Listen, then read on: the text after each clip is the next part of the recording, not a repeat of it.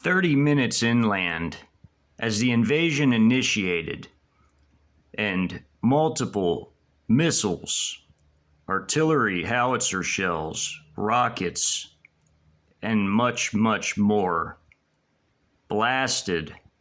and splashed throughout the American side of the American-Mexican border as the external units raced deep inland, all simultaneously as suppression of enemy air defense operations were well underway, as the Russian Tu-95 heavy strategic bomber aircraft, these MSM variants, essentially, again, massive standoff cruise missile carrying platforms, fired their huge volley of 128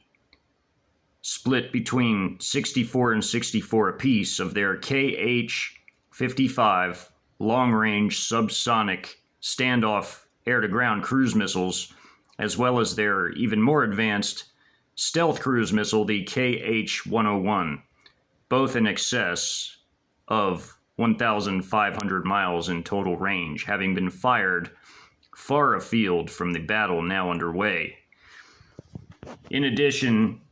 the 7th Al-Hadid Brigade of the IRGC Aerospace Forces, the missile forces contributed by the Iranians to this campaign, fired their Shahab-2 tactical ballistic missiles, along with the Chinese strategic missile forces, the 612th and 613th Brigades from the Eastern Theater Command in particular, firing their cruise and tactical ballistic missiles of various different types, with the hypersonic DF-100 cruise missile making its debut in striking these air defense targets. As the PAP shock forces crossed the Mexico-U.S. border in New Mexico, their brigade split into two different prongs, with two of its light tank brigades consisting of the Type 62G light tanks, as well as their armored infantry within these light tank battalions consisting of Type 86G infantry fighting vehicles, as well as Type 63 armor personnel carriers, along with a regular armored infantry battalion, one on each side of each prong, moving north, rapidly overcoming the Columbus, New Mexico border crossing station, as well as the western prong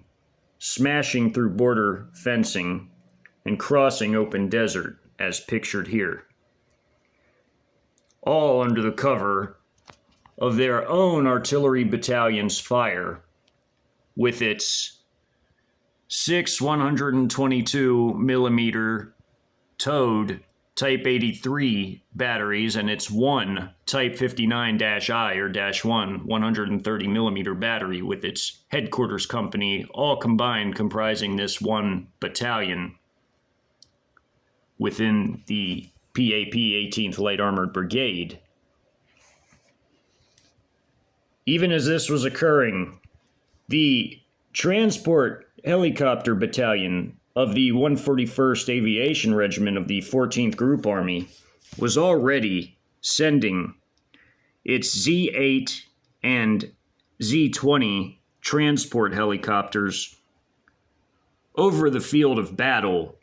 albeit on the much safer Mexican side of the border, with the now increasingly battered city of El Paso visible in the near distance as they flew in order to pick up the different companies of the Stalking Leopard Special Operations Battalion in order to carry them deep inland, flying low and hugging the terrain and bobbing and weaving just in case there were any types of ground forces attempting to take pot shots at their helicopters as they flew deep into American territory, in order to land them at a pre-designated position where they would disembark and scale the mountainous terrain in order to eliminate the core comprising a local militia type force and capture or eliminate its leader, a key HVT or high value target on the local New Mexico deck of cards, as a playing card deck similar to the types handed out in Iraq to American forces and coalition forces with the Iraqi regime members on it, with this not only having political leadership but also military leaders and even local militia-like leaders as well in each and every state. As the nation was so vast, each state literally had its own deck of playing cards with high-value targets to be captured or eliminated on the different cards as each face. All while this was occurring, the 48th Infantry Division, arrayed facing the city of El Paso itself from its south, rapidly battering rammed itself across the border, smashing through the border posts as shown in the previous video, along with crossing very many shallow crossing points with low banks, and essentially coming up on the other side within the city itself, on the American side, encountering reactionary armed civilians who, if by this point somehow survived the initial barrage, were mostly in shock, albeit they still attempted to put up some form of token resistance, as by this point in the entire invasion as a whole, many armed civilians were trying to do this at this time. The nearby 3rd Armored Brigade of the 1st Armored Division had since already embarked and left the installation within most of its vehicles, with others having been smashed in the initial artillery and missile barrage that impacted the installation merely several miles away from behind them as they left the installation, past the international airport, and hurriedly began to split up and begin to move in some semblance of order down the now rubble-choked streets of the city's downtown area. In this battle, the main combat forces of the 48th Infantry Division were now in different prongs of advance down likewise rubble-congested streets and engaging everything from armed civilians, again attempting to put up token resistance in very small numbers, as many civilians by this point had been utterly annihilated by the enormous barrage of artillery and rockets, as well as even missiles in certain areas, and were racing straight for Interstate 10, as again, as in every major battle within the proximity of an interstate, this key infrastructure was of vital importance to the invaders and at all costs needed to be taken as close to intact as was humanly possible and even feasible. In this battle, the 3rd Armored Brigade of the 1st Armored Division's Cavalry Battalion, its 2 tank battalions, its Mechanized Infantry Battalion, its Support Battalion, and its Headquarters of Headquarters Company all now did their best to relay some semblance of what could be described as orders passed down from the brigadier general in command of this brigade to the colonels and lieutenant colonels in command of these battalion-sized elements. As the fighting raged on,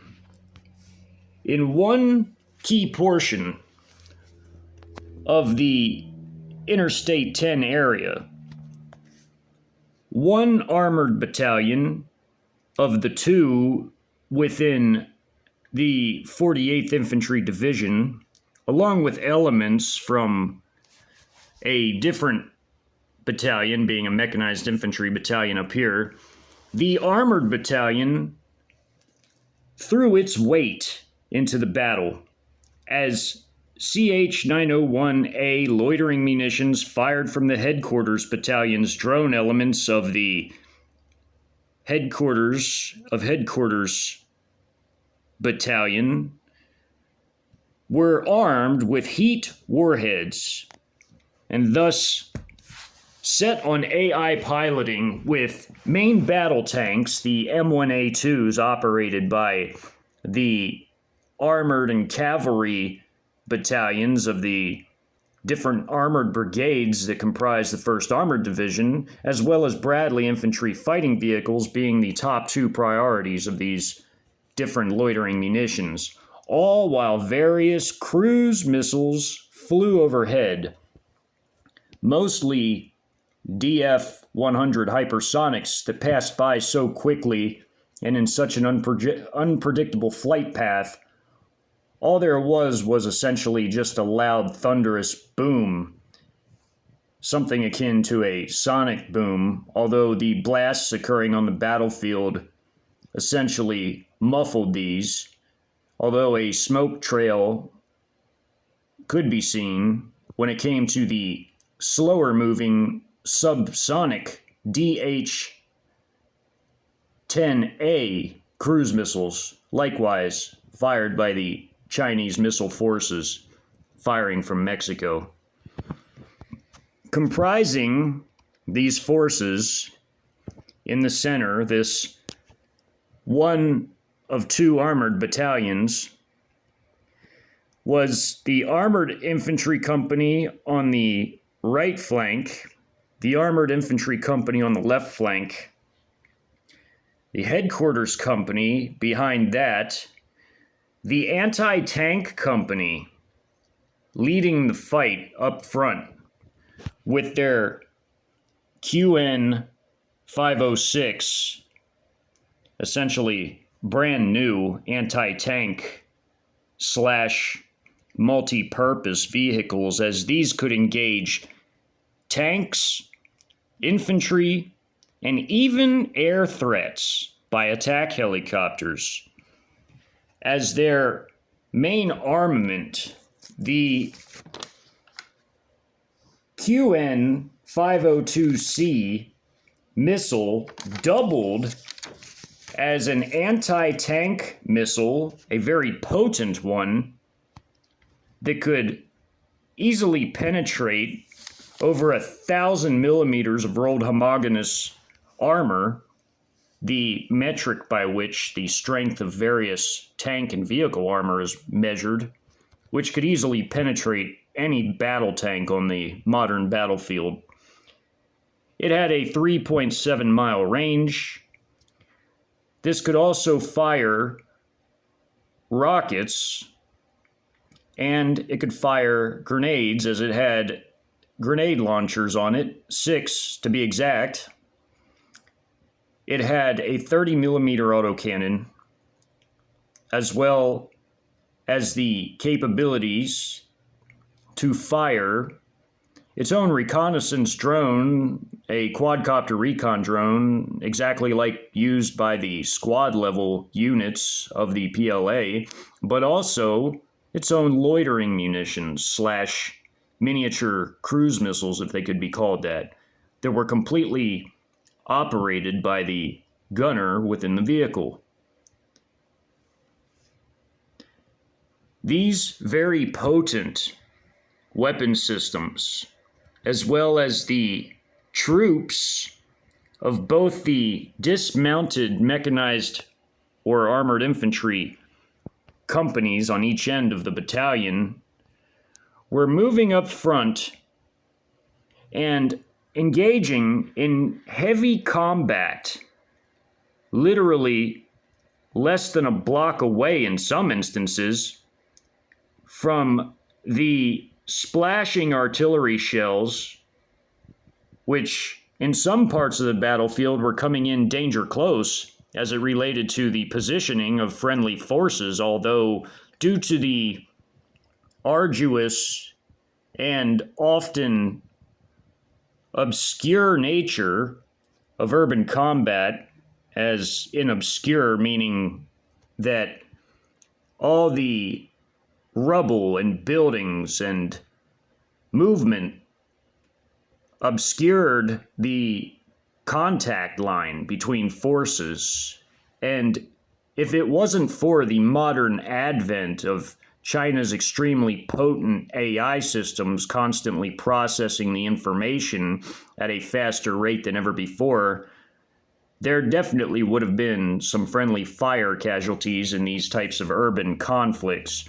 although this had been cut down almost to nothing, as precision and speed, with which had never ever before been seen in history, was now afforded to these coalition forces due to the advent of said AI. Here in this battle, the four comprising tank companies equipped with the very advanced, top-of-the-line, much newer Type 99A main battle tank when compared to other tanks around the world. The Type 96B was also quite an advanced and potent main battle tank, although the Type 99A was potentially the best in the world and among the newest. The armored infantry forces on each flank of the four tank battalions,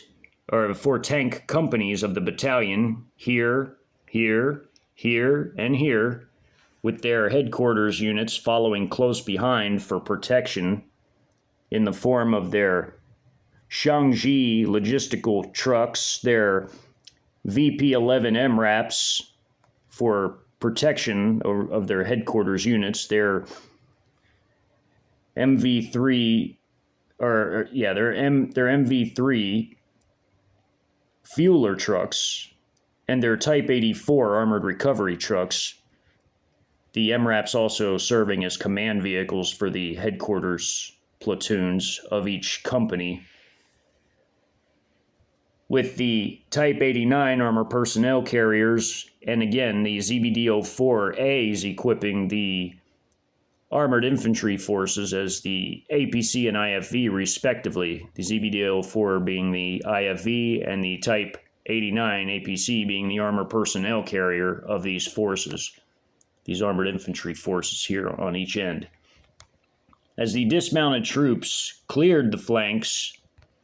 wherever there were no neighboring units, as in neighboring friendly units, they were aided drastically by the Ch1nese loitering munitions, which made the clearance of these massive rubble piles far simpler than had ever been before the case in urban warfare. As even though these were armed with heat munitions, it could still eliminate a concentration of enemy forces, especially enemy forces trying to hide in rubble piles, as these heat munitions could blast through certain layers of rubble. As they could penetrate tank armor, they most certainly could penetrate concrete, brick, and other building materials, even in piles. These troops attacked in wedge formations, a classic attack formation or movement, with double column formation troops behind them, like this squad right here, as well as troops taking fighting positions within the rubble, like these troops in a line formation, one squad, to overlook, sitting up in the rubble amid it, overlooking their troops operating on the streets. These houses had not as of yet been destroyed, although most buildings in the city by now had been. There were a mixture of still surviving buildings amid the rubble piles that used to be buildings all throughout the city. This being a large park, a city park right here, where this anti-tank platoon of the battalion's anti-tank company, comprised of 20 total Ch1nese, is going under the highway overpass of I-10 to press an assault with the troops of the dismounted mechanized infantry and their multi-purpose anti-tank vehicles, as again, not only were these vehicles superb in the anti-tank role, which they were mostly built for, but again, they could even be used in a limited capacity in an air defense role for very close range air defense, as well as for eliminating infantry forces with their powerful 30mm autocannon and also their array of rockets and grenades with their loitering munitions / cruise missiles, mini cruise missiles, and also their specialized anti-tank, dual-purpose anti-tank / anti-air missile system. They posed a great threat to armored vehicles, and they could carry 4 apiece of their primary weapon, the dual anti-tank and anti-missile system as listed off earlier. Other mechanized infantry forces from a different battalion, a completely mechanized infantry battalion comprised of ZBD-04 IFVs, as well as Type 89 APCs, had likewise dismounted their troops and were moving through the area, moving along rubble piles that used to be buildings, as well as flanking either side of this anti-tank platoon of the Ch1nese pressing this attack into this area. At the battle line itself, on the other side of the interstate, a struggle between the infantry forces of the dismounted U.S. infantry, or armored infantry of their own, part of their mechanized infantry battalion, which was likewise working together with the 1st Tank Battalion of their 3rd Armored Brigade here,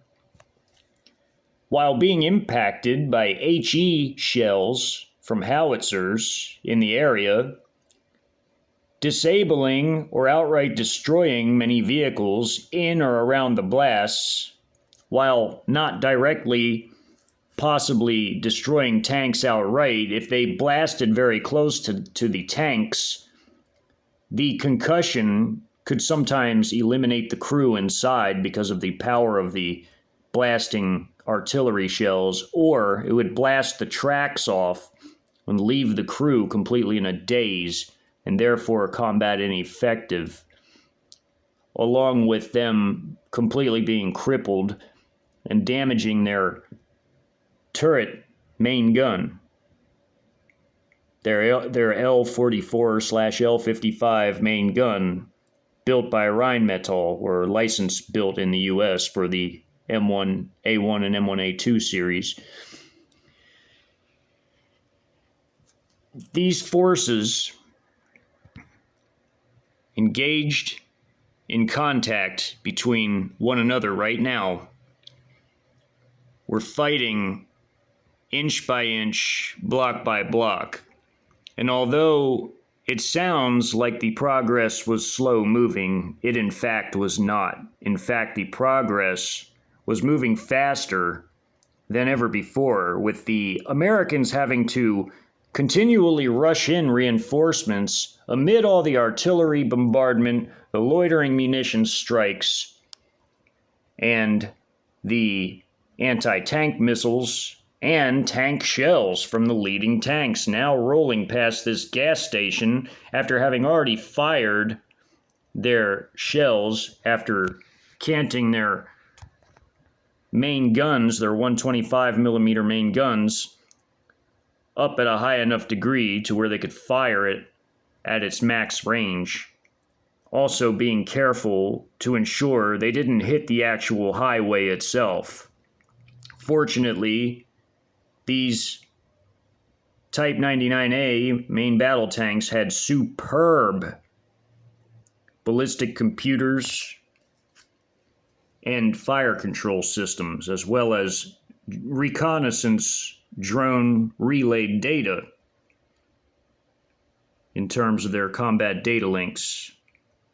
enabling them to fire extremely accurately, not just while on the move, but while sitting still, completely gridlocked in a traffic jam due to the battle occurring. For the Americans, had they actually been operating under ideal conditions, their artillery could have actually taken advantage of this and lobbed shells, but for the fact that they had no ISR capabilities, as they had lost their satellites and their drone reconnaissance and intelligence gathering capacity, they didn't know exactly where enemies were, except for who they could see in front of them directly. They had no effective communications, and therefore runners had to completely relay information on foot by word of mouth, as has been the common trend in all of these battles. As armed civilians were caught in the fray and doing their best to withstand this aggression, they literally caused no PLA casualties. However, at the line of contact, there were some PLA casualties, as rubble piles still had to be fought over between individual ground troops, even though the PLA had total superiority in terms of ISR capabilities, technology, and weapon systems at this battle. The fighting at the individual soldier to soldier level was very nitty-gritty and up close and personal. These forces and these wedge formations surrounded by green means that they're being engaged, meaning they're being fired at. They're taking fire. These vehicles are all being engaged. Where these vehicles have moved, this platoon of QN 506 anti-tank vehicles. Now keep in mind, these are extremely heavily armored anti-tank vehicles. Very well protected systems. Their protection is even as good as all the weapon systems they carry, which is superb. The fact that the coalition in this invasion had total missile domination, total vehicle numbers and quality, so they had quantitative and qualitative superiority, and better organization due to having actual effective communications, and artificial intelligence to streamline and process combat data in order to make far more effective, far faster command decisions, which meant that the combat on the battlefield flowed far more seamlessly. Of course, innovations like loitering munitions played a massive role as well, ensuring that yet another dynamic was in play in the battlefield, one that many of the defenders simply didn't even expect. These weapons were very quiet, and when they honed in on them, it was death from above in a very silent way, more often than not. As the artillery came in and saturated the area behind the line of contact here, and even portions of it very up close to the most recent movements of PLA troops, almost danger close, if you will, the combination of loitering munitions, artillery, missile strikes, anti-tank missiles from their anti-tank weapons, 125 millimeter artillery shell, tank shells, 30 millimeter autocannons, likewise from their AT vehicles, also from their infantry fighting vehicles, in addition to the 100 millimeter main guns of their ZBD-04s, which lobbed what was almost a tank shell-sized HE munition, which blasted clusters of infantry to pieces. All of this firepower, along with all the small arms and crew serve weapons, including 12.7 millimeter very heavy machine guns, essentially a Chi-Com / Russian / Eastern, I should say, version of a 50 cal, simply shredded the defenders to pieces. Holding on to I-10 was simply not an option. And as quickly as the American forces emerged from their installation to meet the threat, just as quickly were they wiped from the face of the earth, bit by bit. Now, the forces of the 3rd Brigade were already at a disadvantage, having had their motor pools stricken by a whole slew of missiles, rocket artillery, and long-range howitzer shells like rocket-assisted and satellite-guided artillery projectiles. But the ones that did make it out of their motor pools and were assembled already, ostensibly to go to training operations in the training areas where their 11th Air Defense Artillery Brigade was taking a heavy pounding itself from the various missiles employed against it, these forces were instead redirected straight out into the city to defend the border, or at least that was their intent. As again, the installation's extremely close proximity to the border itself made the brigade and its ability to egress the installation and move south relatively simple and fast. And where they moved, they were already seen moving, hence the enormous artillery strikes were called upon their positions, hitting their supply and support battalion behind their line of contact, hitting troops at the line of contact, all giving their frontline fighting forces fighting at this interstate battle total superiority and firepower, as a combination of armor, artillery, missiles, and even air power in the guise of CH-901As at this particular engagement here. Although the MiG-31s and even the few ground munitions carried by the predominantly air-to-air armed Su-57s would be utilized in support of some of these ground operations as time would progress. See the missiles coming in. Some of these troops dismounting, running to clear the flanks. Headquarters vehicles in the very back somewhat dispersing. Like right here, some peeling off. Essentially, once these defending forces would be cleared from the area, The rest of the battalion would be cleared to press ahead as they had objectives to capture. The two armored battalions within the 48th Infantry Division were two of its most potent battalions out of the entire division, apart from, of course, its artillery, its divisional artillery. But these elements were thrown headlong into the fighting, and they ensured rapid results. With only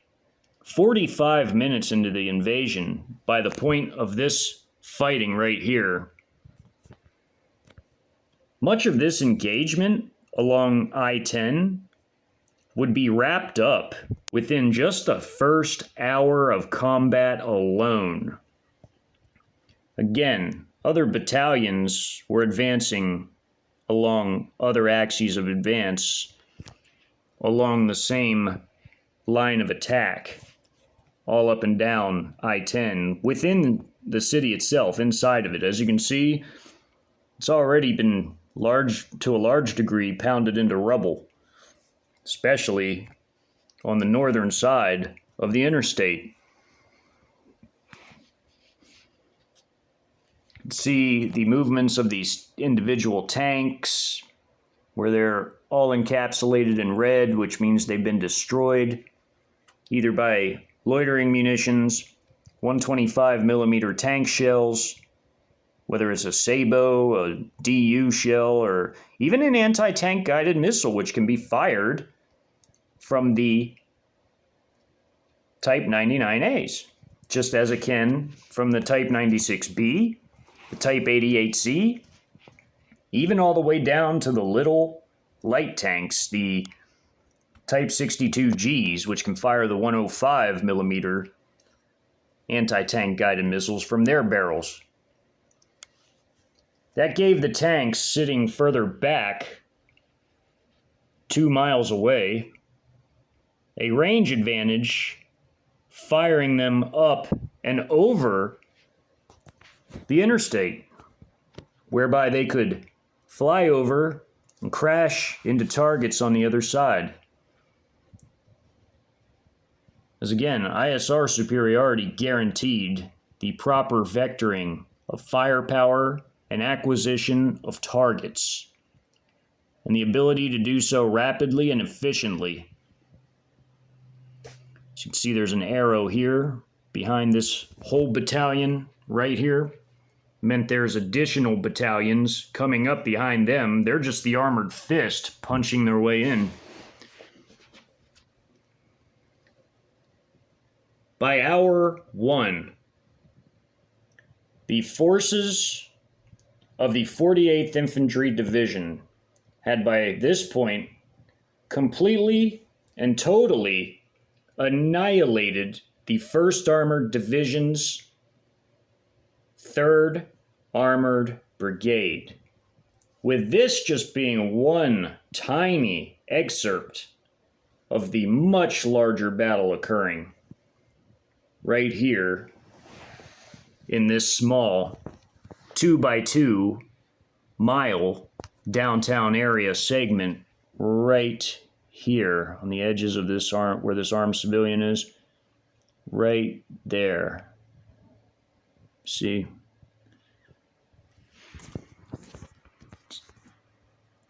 Right there. This is where the fighting was, and there were some mechanized infantry forces from subordinate mechanized infantry companies thrown into the battle, thrown into the fray, with this one particular tank battalion right there. Also, there were mechanized infantry battalions down here and artillery strikes right here and here on the edges of the city, and advances surrounding whole portions and neighborhoods and clearing them of armed civilian resistance before crashing into this battle line right here with this with this Cav. This one's the Cav battalion, which the Cav actually had battalion artillery, had self-propelled M109A Paladins. M109 Paladins. They had that as their Cav battalions, or Cav squadrons rather, squadron level artillery. And while they couldn't set up and establish a proper gun line, especially with no military network, no satellites, no anything, no communications, sure, they could try to fire the old way where you lay out ground wire and you have a sort of very primitive intranet sort of system with ground wire, like technology from right before World War I. But it would take an immense amount of time to do things this way, and time was not on their side, and far more advanced weapons were being utilized against them. And just as suppression of enemy air defenses was a primary objective of this larger battle in the initial opening phases of it, suppression of enemy artillery was as well. And the battalion's artillery battery of Paladins was already smashed before it could get a shot off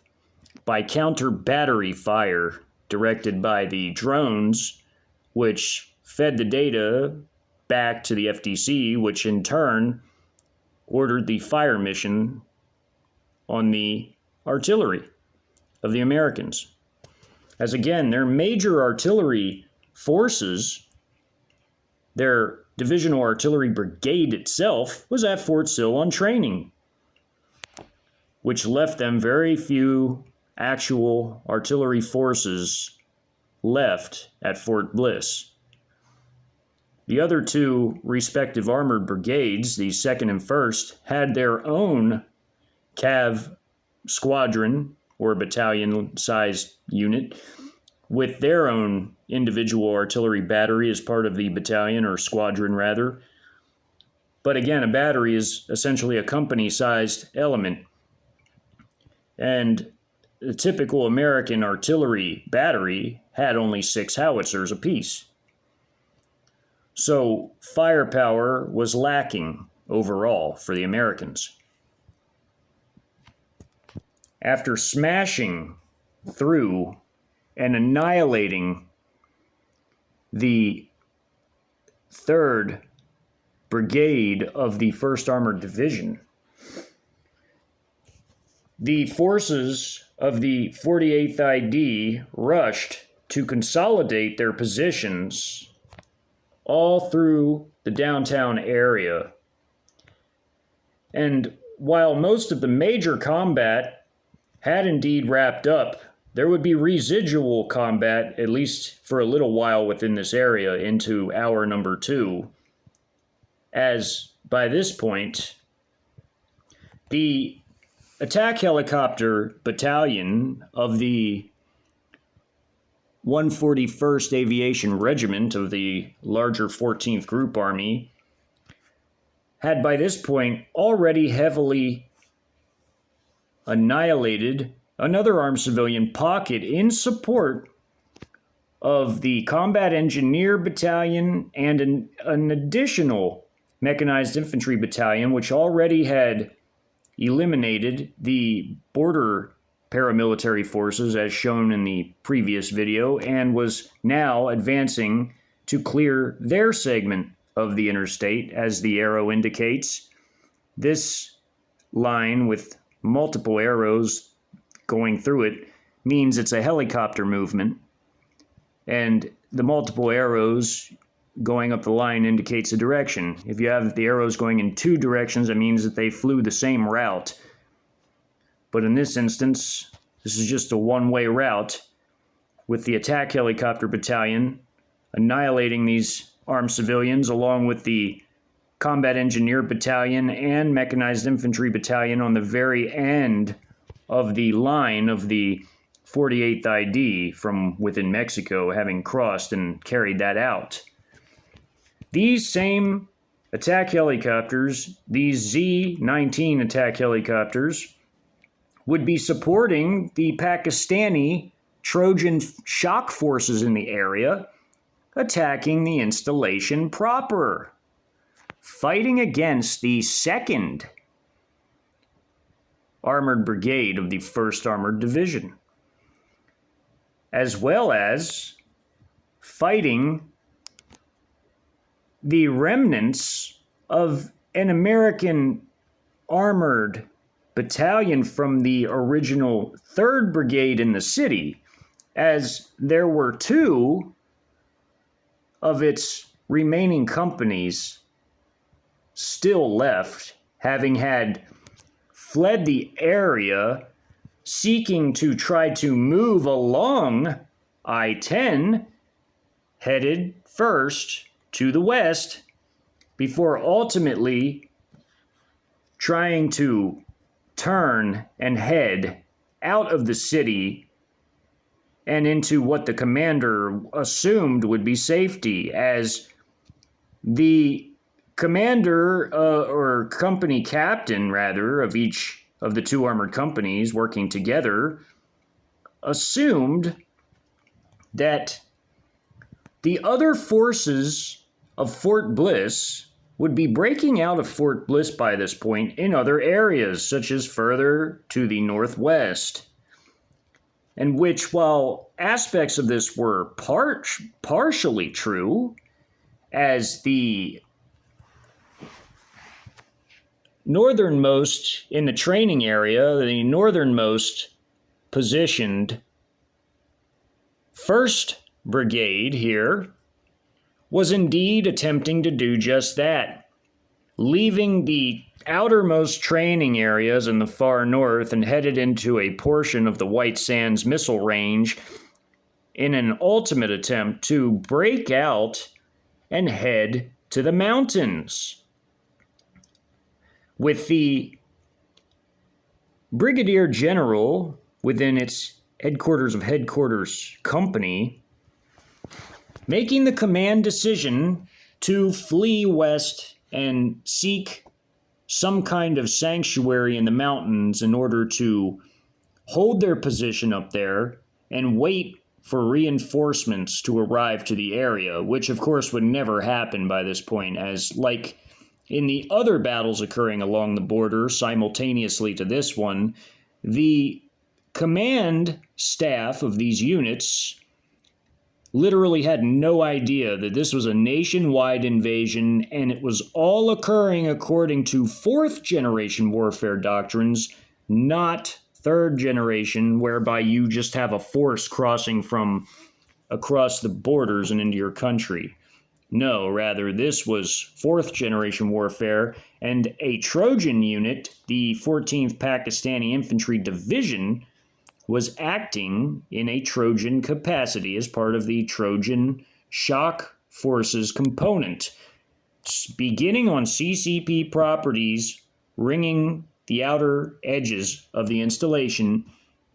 whose sole mission was to trap and then finish off the remaining forces left on the installation, which were still combat capable even after the punishing missile and air-based and ground-based barrages of artillery, the aforementioned missiles, and simply ground units overrunning areas. These forces were no exception, and they would be assisting in overrunning the forces left on Fort Bliss, starting with the attempting to flee 1st Brigade of the 1st Armored Division, with the 2nd holding its position on the main post, currently under attack by Chinese aviation assets in the form of their attack helicopters and armed reconnaissance helicopters of both their attack helicopter and recon helicopter battalions, respectively, supporting the ground forces in the form of the combat engineers, one of two combat engineer battalions of the 14th Infantry Division of the Pakistanis, as well as one of a handful of their mechanized infantry divisions of the 14th Pakistani Infantry Division, who together comprised the main assault against the perimeter of the main post in the south. While in the center, the headquarters battalion of the division remained in place on a CCP property for logistical support to the unit conducting the assaults, as well as the one of two armored battalions and a mechanized infantry battalion striking in the center to the south in a general southeastern direction into the installation to aid the two battalions further to the south. And in the north, a containment action before a counterattack was occurring, containing the attempted breakout of the 1st Armored Brigade of the 1st Armored Division, containing them from fleeing towards the mountains, thereby preventing them from constituting what could, in guerrilla terms, become an even larger threat than even the much smaller civilian-based militia/partisan-like forces currently being dealt with by the Special Operations Battalion of the 14th Group Army, the Stalking Leopard Special Operations Battalion, having already been carried and steadily dropped off by the Transportation Helicopter Battalion of the 141st Aviation Regiment before the helicopters flew to a CCP regime property for fuel, much like this. These landing zones set up for them to land and get fuel, and in case of any badly needed maintenance, they could receive that too on a CCP pre-designated logistical property, which also served the ground forces as it was located strategically adjacent. It had been strategically purchased adjacent to a major invasion route, being the junction at Las Cruces, where 25 and 10 come together. This being one of a handful of CCP regime properties for these Trojan units in the area, this one serving a logistical function right here, before flying back to their main home base on Mexican soil just outside of Juarez City. This in order to protect them for the time being until the entire 14th Group Army was to move in terms of its capacity as an external prong, along with the PAP's 18th Light Armored Brigade, itself also part of this external prong, this very small, albeit potent, prong of externals. With the Trojan shock forces of the 14th Pakistani Infantry Division staying on behind as the local occupation forces for the entire Fort Bliss area and El Paso City, which would be completely in ruins,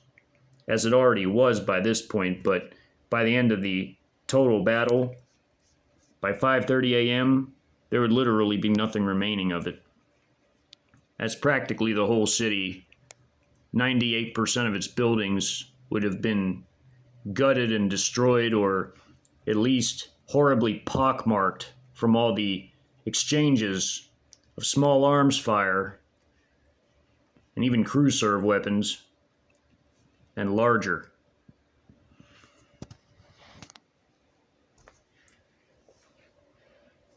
At this fighting right here, it would have resembled something a lot like this, where this engagement was occurring. Literally identical to this map, you would have these basically KIA'd American forces amid rubble that they were using as fighting positions, such as in this area right here after the artillery had finished, whereby the Chi-Com forces on the ground would be advancing down the street in their columns of platoon-sized formations, which comprised the larger companies, which the companies comprised the battalions. Carefully moving down the street and engaging any enemies that were spotted by their quadcopter reconnaissance drones, manned at the squad level. As you can see, there are many of them in the air. There's some soldiers still offering resistance up on the overpass. This one just got hit in the head by a heavy machine gun round. As you can see, it blew his helmet and his head apart. Fired from this armor personnel carrier turret gunner on this Type 89 APC. Right there. Vehicles on fire, heavily full of holes, wheels blasted off. I mean, deceased troops, KIAs everywhere. Being that this was literally occurring within the first hour of the fighting itself, after the massive artillery barrage struck and continued to strike the city, engaging the forces of the 3rd American Brigade of the 1st Armored Division in the city itself, you would have many, many civilians on the overpass and in the streets that somehow, someway survived the initial barrage, running for their very lives. Like this couple right here, running past this totally shot up car on the overpass. Generally, in terms of engagement and rules of engagement, as it related to the military forces as opposed to the brutal PAP elements and possibly IRGC paramilitary forces as well, the military elements generally did their best to observe humanitarian law and the rules of engagement as it related to the Geneva Conventions, at least their version of it, which was as close to the original as one could get, while bending it in some aspects, as armed civilian combatants could sometimes draw intense responses and retaliations to their areas where they were found, which would oftentimes catch unarmed civilians and refugees in the mix, as these counter-assaults levied upon them by the regular military forces of the PLA, Russian Army, Pakistani Army, Iranian Army, and other regular military forces would be sharp and they would be brutal. It's a Type 99A main battle tank up there under the overpass. Quite possibly the most advanced main battle tank in the world, according to its technical specifications, as well as its armor protection, being a composite armor and tungsten steel alloyed armor, a small percentage of tungsten within the RHA, making it incredibly strong armor. To a degree, that's also the case with the Type 96B, although the Type 96B isn't quite as advanced as the Type 99A, but it's not far behind it. Another vehicle shredded to pieces and on fire.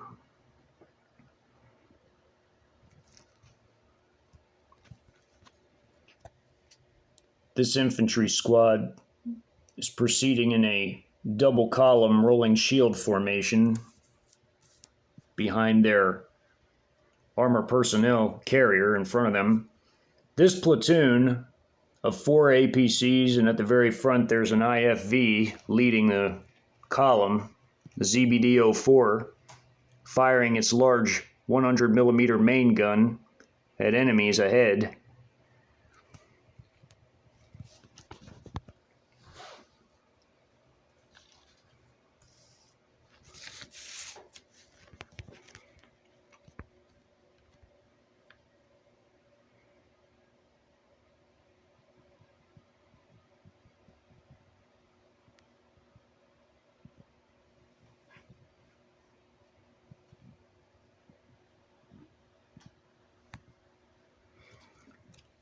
Su-57, having dropped a few 500-pound munitions, as it carried two, primarily with being mostly armed with air-to-air munitions for this invasion, as it was utilized as its proper role as a fighter aircraft instead of a strike aircraft, although it did carry some air-to-ground munitions, laser-guided 500-pound munitions, just in case it had to back up ground troops. Although the MiG-31Ks, the squadron of those specially earmarked for this battle space, along with the Su-57s and the Tu-95s, the MiG-31Ks adequately fulfilled the role of a strike aircraft in this area, and did so well, especially during the suppression of enemy air defenses operation when firing their Ch-1nese Kinzhals.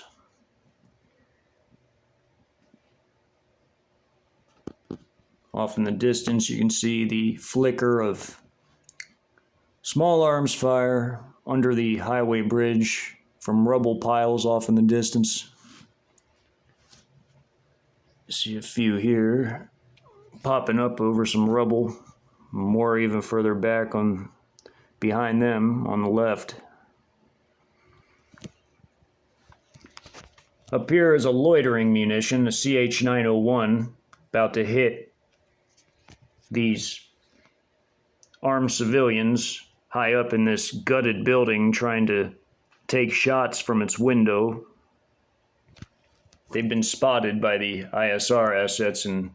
the AI targeting system within the Ch-901A. Here's a cruise missile flying overhead here, going towards the installation, further off in the distance where that blast is. The blast coming from the Su-57, which is now coming up after dropping its munitions and swooping down low, doing an overflight of the battlefield.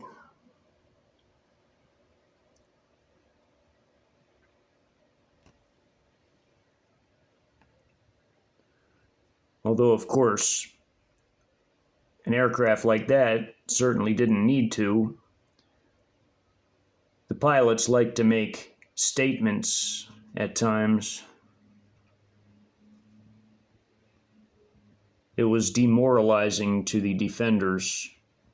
to see the skies filled with enemy aircraft and none of theirs. And the pilots knew it of the coalition aircraft, hence the reason why they would conduct such types of flying maneuvers when they certainly didn't even have to.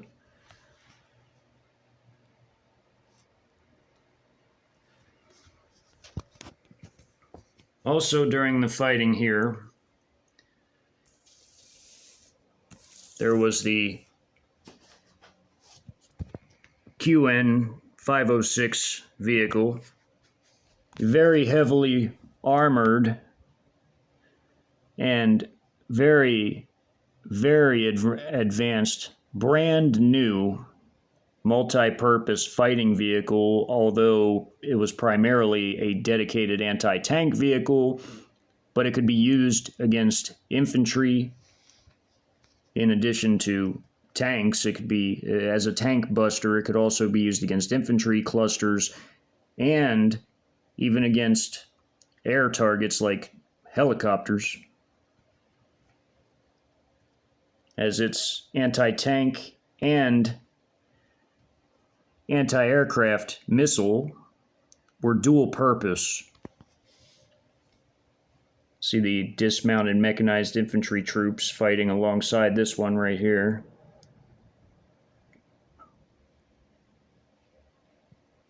With Ch901A loitering munitions swooping down to hit their targets. 1, 2, 3, 4 in this picture. There's a recon drone at the squad level monitoring this area of the battlefield here, operated by this squad, taking cover in the rubble pile.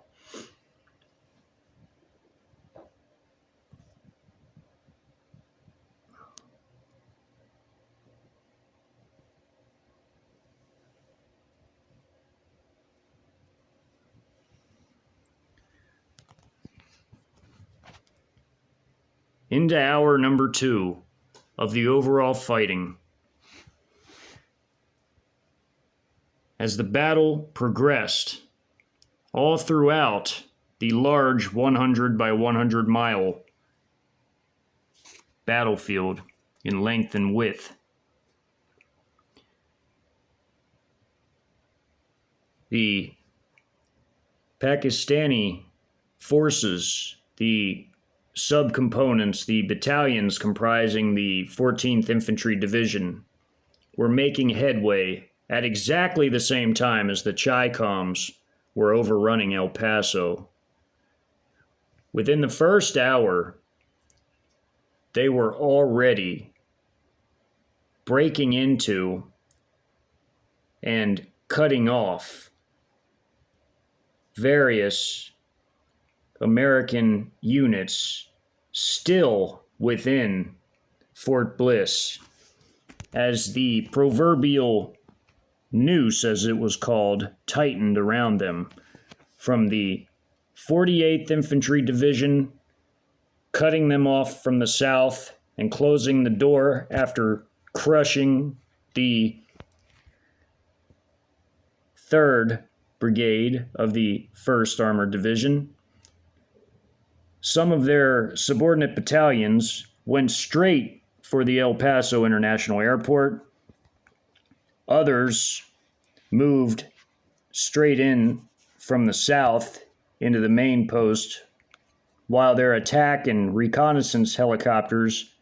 fired their weapons at not just 2 tank companies attempting to flee from this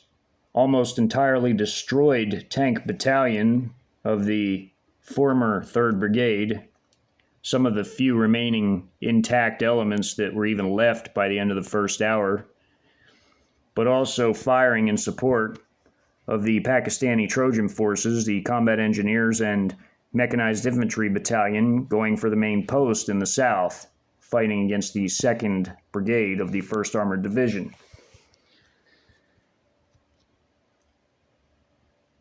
By this point, the MiG-31Ks and Su-57s were still operating in full support of the ground forces, as this was just their first sortie, and they hadn't, as of quite yet, expended all of their onboard munitions, although this would be occurring very shortly, especially as it pertained to preventing a whole brigade from its attempted breakout in the north, trying to flee the installation and head for the mountains from the northernmost training areas adjacent to the White Sands missile range, as the forces of the 1st Brigade attempted to spearhead an attack out of the installation, as opposed to letting the enemy simply just come to them.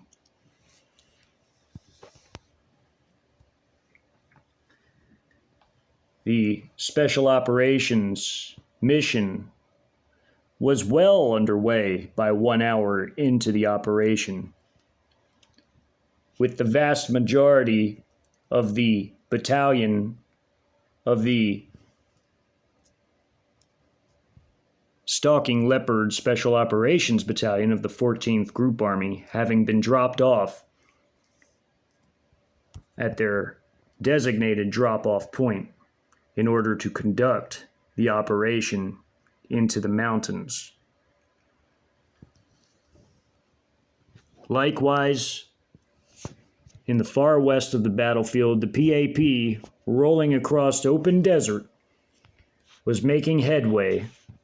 with its artillery battalion having by this point packed up all of their firing batteries from Mexico, where they were set up, and prepared to move them inland in order to keep pace with the movements of their various battalions, including their light tank battalion comprised of Type 62Gs, Type 86G IFVs, and Type 63 APCs, as far as the 3 main combat vehicles were concerned, as far as it related to the light tank battalions, with the armored infantry battalions comprised of solely what the armored infantry companies in the light tank battalions were comprised of in terms of vehicles. The same Type 86G infantry fighting vehicles and Type 63 armor personnel carriers. The Pakistanis, operating a wide array of equipment, including the vaunted Al-Khalid main battle tank, a Chinese-designed main battle tank, but quite capable and quite potent for what it was, were about to test their mettle against American tanks in an actual open tank battle that would occur to prevent the breakout of these armored American forces from attempting to flee the installation to get to the foothills and therefore mountainous areas of New Mexico, from which they could attempt to wage a type of defensive guerrilla campaign from within its valleys, which would cause a thorn in the side of the invaders' logistics, at least within this region, and be a major headache for the externals if they would be able to even make it to the interstates. That would cause a tremendous delay in the timetable of the externals reaching their Trojan brethren much further north on time as per the original invasion plan. This was absolutely unacceptable and could never be permitted. Even as an additional precautionary measure to this, the entire 144th Armored Division of the larger 14th PLA Group Army wasn't even committed to the battle directly, and instead, just in case something went wrong with the Pakistani Trojan forces, they were already rolling deep inland, bypassing even the PAP's flank clearing efforts and making straight for I-10 before heading into Las Cruces and then heading north to be the lead external unit once all the other externals of the 14th Group Army and 18th PAP Light Armor Brigade finished wrapping up their specific operations in the area, which would then only leave the 14th Pakistani Infantry Division to essentially mop up and occupy the area once they had continued on with their main operation to reach northern New Mexico and southern Colorado as it related to the Chi-Com forces as the externals. The battle will continue in the next video with the fighting occurring in the main post area, to be followed by the breakout, or attempted breakout, rather, and special operations mission, and more. As again, this is a lengthy battle and will take some time to completely finish.